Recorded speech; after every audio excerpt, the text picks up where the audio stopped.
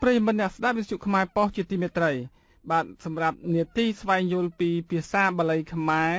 សម្រាប់សប្តាហ៍ទី2បានវិលមកជួបប្រិយមិត្តសាស្ត្រជាថ្មីម្ដងទៀតហើយចង់ដឹងថាតើនៅសប្តាហ៍ទី2នេះលោកចៅគាំងដែលជាវាគ្មិនសម្រាប់នាទីរបស់យើងនឹងមានអ្វីលើកយកមកជម្រាបជូនប្រិយមិត្តអ្នកស្ដាប់បាទជាដំបូងសូមជម្រាបសួរលោកចៅគាំងបាទសូមជម្រាបសួរបងខាងវិទ្យុខ្មែរប៉ុស្តិ៍បាទលោកចៅគាំងតើនៅថ្ងៃនេះលោកនឹងលើកយកនៅភាសាបាលីណាមួយដែរលើកយកមកបង្ហាញជូនប្រជាពលរដ្ឋខ្មែរក៏ដូចជាប្រិយមិត្តអ្នកស្ដាប់វិទ្យុខ្មែរប៉ុស្តិ៍នោះបាទអរគុណណាស់ខ្ញុំថ្ងៃនេះមានសំណួររីរាយនឹងយកពាក្យបាលីពីរវិជាបាទគឺពាក្យថាអ្នកមោតៃសេហើយនឹងអ្នកមោតាសៈមកធ្វើការអធិប្បាយជូនបាទឥឡូវខ្ញុំក៏សូមជម្រាបសួរទៅប្រិយមិត្តអ្នកស្ដាប់វិទ្យុបាទខ្មែរប៉ុស្តិ៍ទាំងអស់ដែរដែលយើងមកដល់នីតិប្រែភាសាបាលីរបស់ខ្មែរបាទខ្ញុំសូមលើកយកពាក្យអ្នកមោហ្នឹងភ្ជាប់ទៅពីខាងដើមដែលយើងបានដឹងទាំងអស់គ្នាហើយអ្នកមោហ្នឹងគឺប្រែមកថាឪម៉ែបាទអញ្ចឹងនៅក្នុងឃ្លាហ្នឹងនៅតតីសេដែលយើងត្រូវប្រែជូនអ្នកទាំងអស់គ្នាបាទជាព្រះសម្ដាប់តីហ្នឹងភាសាបាលីយើងសរសេរតដាក់ស្រៈអីអានថាតីស្មើនឹងហឹបបដីបាទយើងសរសេរថាធដាក់ស្រៈអ៊ីបតដាក់ស្រៈអីឬយើងអានថាជាហឹបបដីប្រែថាជាធំបាទចំណែកសេហ្នឹងបងប្អូនប្រហែលជាបានយល់ហើយសេហ្នឹងស្មើនឹងសេរ៉េហ្នឹងស្មើនឹងសេរិសាប្រែថាក្បាលបាទពាក្យនេះមានន័យថាអ្នកមោតៃសេនឹងអាចប្រែជារួមថាគិតពិចារណាយកធម៌គោរពឪពុកម្ដាយជាធំបាទនឹងកាលសម័យពីដើមខ្មែរយើងនៅតាមវត្តលោកតែងតែលើកយកពីគុណមេត្តាហ្នឹងបាទយើងឃើញថាគាត់បានសូរថាអ្នកមោតៃសេឬក៏អ្នកមោសពតីព្រំបាទមានខាងដើមបាទអញ្ចឹងឃើញថាអ្នកមោតៃសេហ្នឹងគឺសពថ្ងៃដូចជាបាត់មិនមានឃើញនៅតាមវត្តអារាមបានសូរទេហើយខ្ញុំហ្នឹងក៏ចង់ឲ្យប្រិយមិត្តអ្នកស្ដាប់វិទ្យុខ្មែរប៉ុស្តិ៍ទាំងអស់ហ្នឹងក៏បានវិលត្រឡប់មកកាន់ភាសាបាលីនឹងវិញបាទហើយចំណែក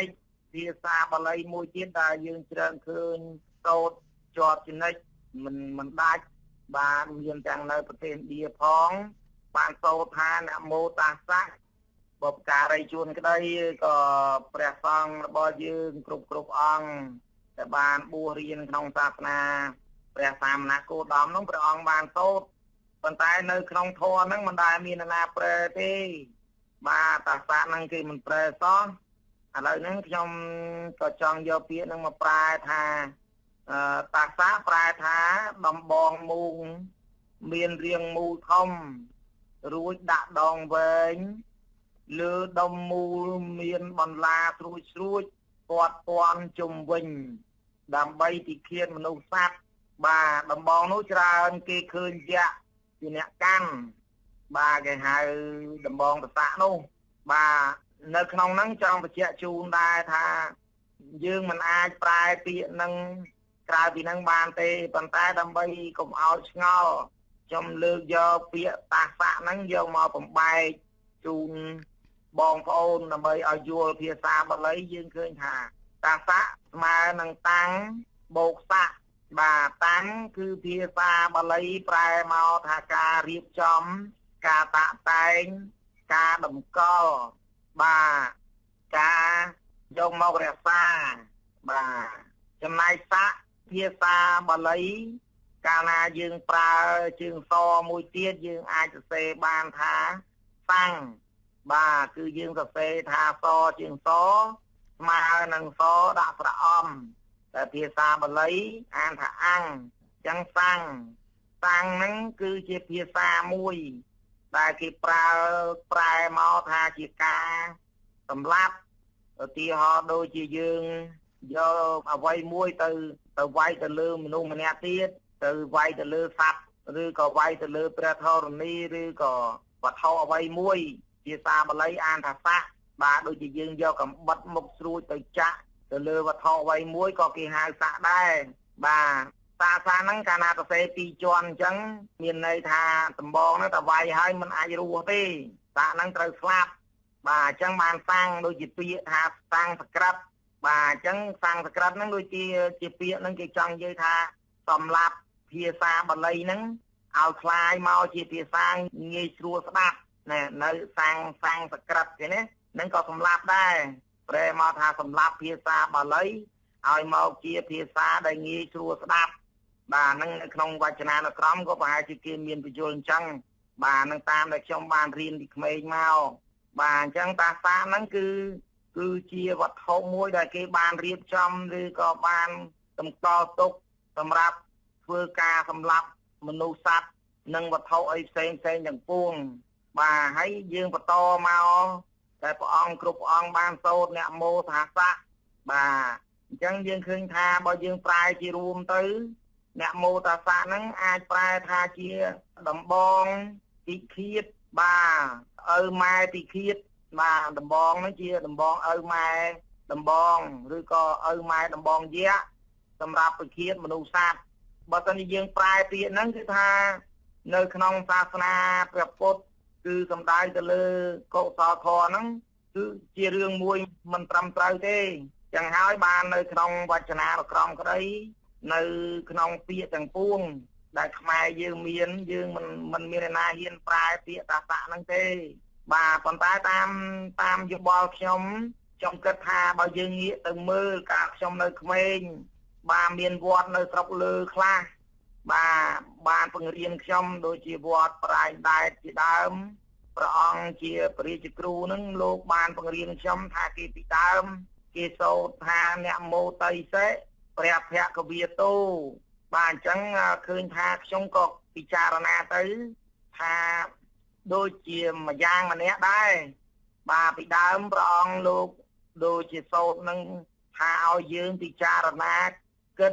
ក្នុងនាមជាអ្នកបួសហ្នឹងទៅរកមេត្តាហ្នឹងបិតារបស់យើងនឹងជាធំបាទអញ្ចឹងអ្នកមោតៃសេនិងអ្នកមោតាសាហ្នឹងគឺមានន័យខុសគ្នាបាទมันអាចខុសគ្នាបាទมันអាចត្រូវគ្នាបានទេបើយើងយកពាក្យហ្នឹងមកប្រែបាទនេះគ្រាន់តែជាចំណែកមួយដើម្បីយើងសាកល្បងប្រែភាសាបាលីដែលយើងបានប្រើប្រាស់សពថ្ងៃហើយបើសិនជាបងប្អូនទាំងអស់បានយល់ថាខ្ញុំប្រែទៅខុសឬក៏ត្រូវយ៉ាងណានោះសូមឲ្យអ្នកទាំងអស់គ្នាយកទៅពិចារណាបាទខ្ញុំក៏សូមខន្តីអភ័យទោសចំពោះការដែលខ្ញុំហ៊ានប្រែគាថានេះទោះអ្នកប្រាជ្ញបាទក្រុមជំនុំក្តីអក្សរសាស្ត្រខ្មែរគ្មានអ្នកណាហ៊ានប្រែពាក្យតាស័កនឹងទេបាទអញ្ចឹងអរគុណហើយបាទសូមជម្រាបជូនទៅខាងប្អូនវិទ្យុវិញជូខ្មែរប៉ុស្តិ៍វិញបាទតើប្អូនមានចំណាប់អារម្មណ៍យ៉ាងណាដែរបាទអរគុណលោកចៅកែងមិញខ្ញុំបានឮលោកបានលើកឡើងពីពាក្យថាភគវាទោប៉ុន្តែបច្ចុប្បន្ននៅតាមវត្តអារាមហ្នឹងឮសូរតែប្រសង់សូត្រថាភគវាតោ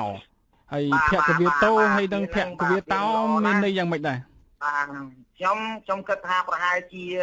អ្នកទាំងអស់គ្នាមិនបានគិតថាប្រទេសឥណ្ឌាគេសូត្រតូទេបាទប្រទេសឥណ្ឌាគេសូត្រតូណាបាទហើយនៅប្រទេសថៃក៏គេក៏សូត្រតូដែរឥឡូវអញ្ចឹងខ្ញុំសូមយកពាក្យហ្នឹងមកពិចារណាមួយឃ្លាទៀតនៅក្នុងពេលហ្នឹងគឺភគវាទោយើងសពថ្ងៃយើងអត់យល់ទេអ្នកខ្លះមិនថាភគវាទេបាទគាត់ក៏អានថាភគវាទោណាចេះទៅទៀតភគវាតោបាទភគវានិងភគវាមានន័យខុសគ្នាបាទនៅក្នុងភាសាបាលីបាទភគវាប្រែថាការកើតឡើងដោយធម្មជាតិបាទមានន័យថាអ្វីដែលបានបង្កើតឡើងដោយធម្មជាតិឧទាហរណ៍ដូចជា ពុកម្ដាយព្រះអង្គលោកបានពុកហ្នឹងលោកបានផ្ដល់កំណើតដល់ចំណែកម្ដាយយើងហ្នឹងបានយកកំណើតយើងហ្នឹងទៅដាក់នៅក្នុងឧទ្ធររបស់ព្រះអង្គរហូតដល់យើងពេញអាយុ9 ខែ 10 ថ្ងៃហ្នឹងបានប្រសូតចេញមកកន្លែងហ្នឹងគេហៅមេដាហ្នឹងជាអ្នកបង្កើតបាទ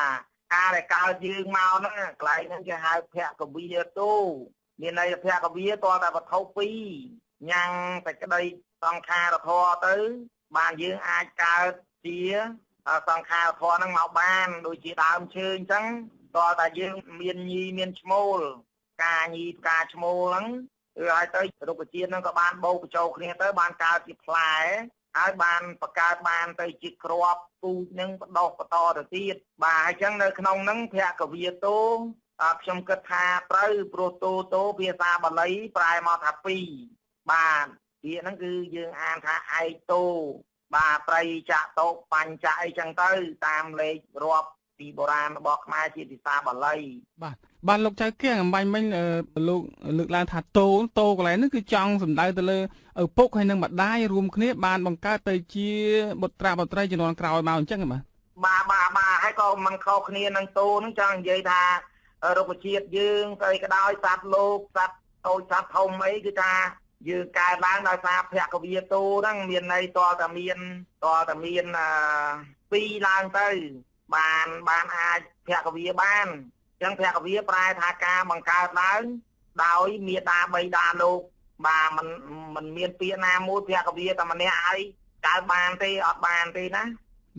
បាទឥឡូវយើងមើលសពគ្រប់ទាំងសត្វក៏ដោយទាំងមនុស្សក៏ដោយទាំងរុក្ខជាតិទាំងវត្ថុអ្វីផ្សេងដែលយើងធ្វើដោយដៃរបស់មនុស្សគេអត់ហៅភគវាទោទេគេហៅភគវាទោបាទភគវាទោហ្នឹងបាទទីហោថាមនុស្សហ្នឹងបានធ្វើរូបតោ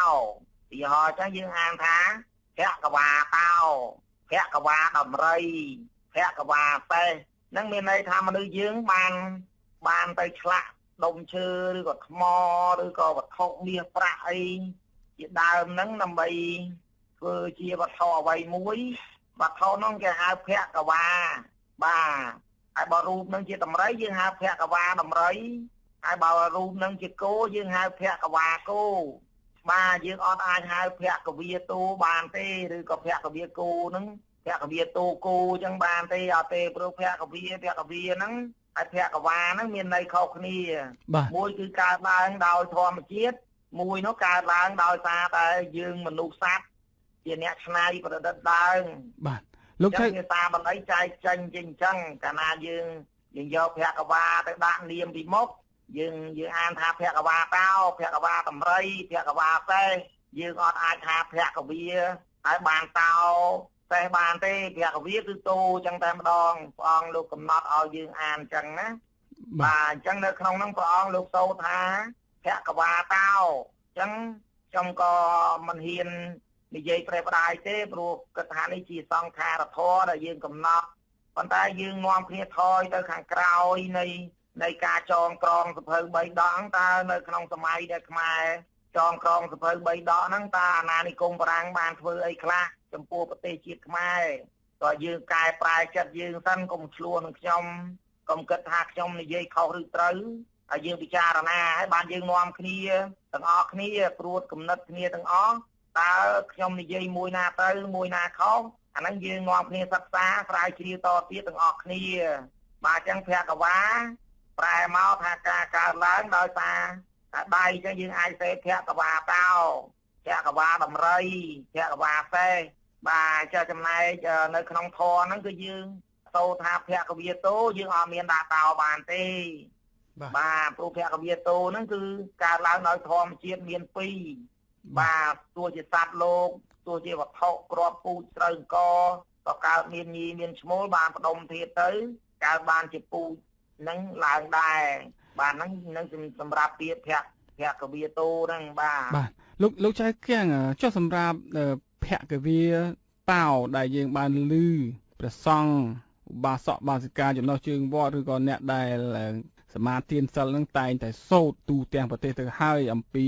ពាក្យភគវាតោនឹងអរហតោទៅទៀតនោះថាតើមានន័យយ៉ាងម៉េចទៅវិញទៅឬក៏សូត្រ ដោយមិនដឹងពីមូលដ្ឋានដើមនៃពាក្យរបស់ខ្មែរយើងនោះបាទការដែលខ្ញុំបានធ្លាប់បួសបាទខ្ញុំក៏មានការជជែកគ្នាដែរកាលពីដើមមកបាទចំនួនលោកតាខ្ញុំដែលដូចជាលោកតាសក្រាចនៅវត្តស្វាដំលោកតាសក្រាចនៅវត្តរាញ់ដែរលោកអត់សូត្រដូចសពថ្ងៃផងលោកសូត្រថាភគវាទោដែរបាទអញ្ចឹងខ្ញុំសួរលោកខ្ញុំថាចុះលោកតាហេតុអីបានជាយើងសពថ្ងៃសូត្រភគវាតោគាត់ថាគេកំណត់ឲ្យយើងសូត្រអញ្ចឹងបាទយើងត្រូវសូត្រតាមអញ្ចឹងទៅយើងមិនអាចប្រកែកបានទេអញ្ចឹងមានន័យថាខ្ញុំនៅចាំច្បាស់ណាស់ប៉ុន្តែបើយើងសិក្សាអំពីពាក្យអ្នកមោតាសៈភគវាតោឃើញថាពាក្យហ្នឹងដូចជាពាក្យមួយដែលប្រែមកទៅ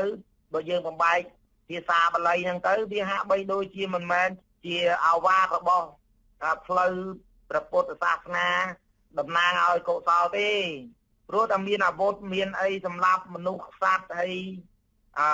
មានការកាប់ឆ្លាក់ទៅជារូបតោអញ្ចឹងបាទខ្ញុំគិតថាតើសម័យនោះគេនាំគ្នាពិចារណាដូចយើងអញ្ចឹងដែរឬអត់ព្រោះថាបើភគវាតោមានន័យថាយើងកែច្នៃវត្ថុអ្វីមួយហ្នឹងឲ្យទៅជារូបតោព្រោះតោហ្នឹងមិនអាចប្រែទៅជាអ្វីបានទេប៉ុន្តែខ្ញុំឃើញមានឃ្លាខ្លះរបស់ខ្មែរយើងដូចថាយើងបាននិយាយថាបណ្ឌិតតោបាទមានន័យថាបណ្ឌិតហ្នឹងជាតោបាទហ្នឹងមានដែរប៉ុន្តែខ្ញុំនៅតែមិនយល់ដែរថាបណ្ឌិតហើយមិនក៏បានដាក់តោពីមុខបាទពួកភាសាបាលីអត់មានដែរសរសេរអញ្ចឹងទេបាទបណ្ឌិតហ្នឹងភាសាបាលីអានថាបណ្ឌៀងបាទអញ្ចឹងអត់មានសរសេរអីទៅមុខទៀតទេអញ្ចឹងយើងឃើញថាចំណុចតំណែងមួយហើយយើងចាំធ្វើការពិភាក្សាគ្នានៅពេលក្រោយទៀតបាទក្រោយមានបងប្អូនណាគាត់មានចំណេះចេះដឹងអាចពន្យល់បាទបណ្ឌៀងហ្នឹងតើអាចទៅជាបណ្ឌិតតោបានទេបាទហ្នឹងចាំយើងវិភាសាគ្នាតទៀតបាទឥឡូវយើងទុកពាក្យនឹងសិនណាបាទលោកចៅកែងប៉ុន្តែមានការលើកឡើងថានៅខាងធម្មយុត្តិហ្នឹងគឺគេសូត្រតោចឹងហើយ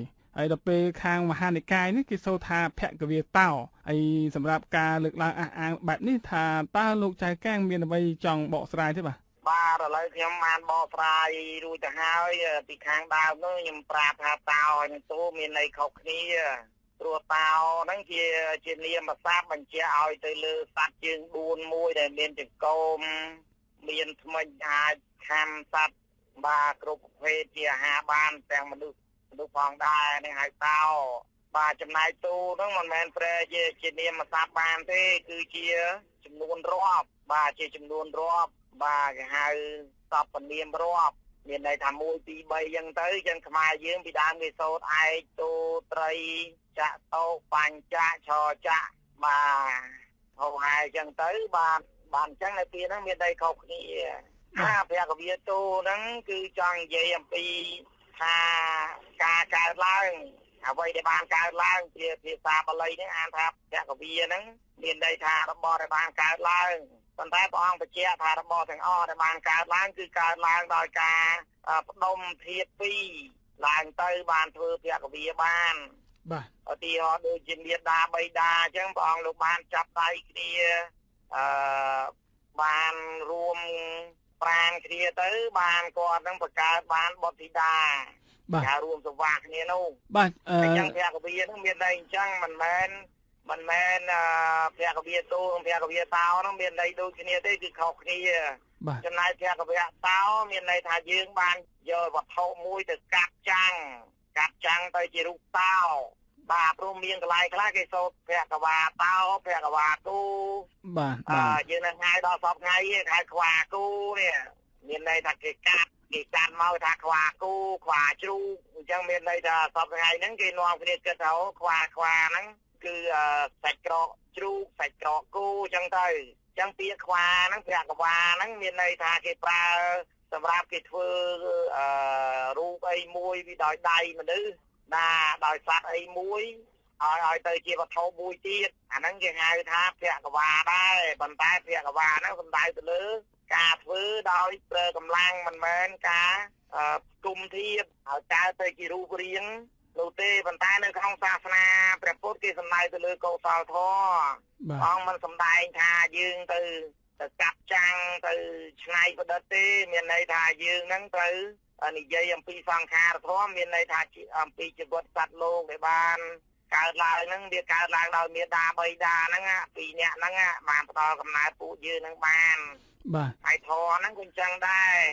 ថាតលតែមានព្រះមួយព្រះអង្គហើយមួយព្រះអង្គទៀតរហូតដល់ផតកាប់នេះមានព្រះដល់ទៅ5ព្រះអង្គហើយណោះមិនមានព្រះអង្គមួយអង្គណាហើយកើតមកឲ្យបានសម្រេចដឹកនាំមនុស្សសត្វលោកនឹងឲ្យដើរទៅរកផ្លូវកុសលធម៌ហ្នឹងបានទេហ្នឹងហើយគេហៅភគវាណោះភគវាមានន័យអញ្ចឹងមានន័យថាវាជាធម្មជាតិកើតឡើងដោយធម្មជាតិអត់មានទីណាបានបង្កើតក្រៅពីធម្មជាតិទេបាទដល់ភគវាមានន័យថាដូចជាខ្វាគោអញ្ចឹងយើងយកសាច់ជ្រូកសាច់អីទៅចិញ្ច្រាំដាក់នៅក្នុងពវៀនជ្រូកហ្នឹងទៅគេហៅភគវាជ្រូកដល់យើងយកទៅសាច់គោហ្នឹងយើងក៏ច្រាំដាក់ក្នុងពវៀនគោដាក់គ្រឿងដាក់គ្រើយទៅគេហៅភគវាគោតែក្រោយមកហៅខ្វាគោបាទអញ្ចឹងពាក្យហ្នឹងវាហើយវ៉ាហ្នឹងគឺគេស្មើគ្នានឹងភគហ្នឹងដូចគ្នាទេបើយល់នៅក្នុងភាសាបាលីទៅយល់ហើយខុសគ្នាតោហើយតោហ្នឹងខុសគ្នាណា1 2 1សត្វតោចុះសម្រាប់ការចែកគ្នា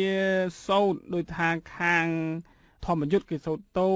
ហើយខាងធម្មកាយសូត្រតោអញ្ចឹងរឿងការចែកគ្នាសូត្រទៅតាមក្រមនៃ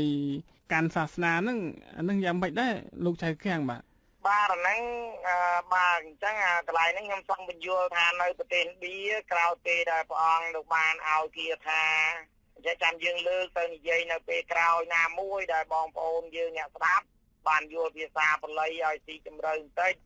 ខ្ញុំសូមបន្ថែមបន្តិចថាការបកោនេះគុំណូពោធិសត្វបានពង្រៀនសទ្ធតៈនោះព្រះអង្គលោកមិនឲ្យសូត្រថាភគវាតោទេព្រះអង្គលោកឲ្យសូត្រថាភគវាតោប៉ុន្តែមិនដឹងថាជាខាងជាតិសានឌីហ្នឹងសូត្រខុសឬត្រូវយ៉ាងណាខ្ញុំក៏មិនដឹងប៉ុន្តែយើងឃើញខាងដើម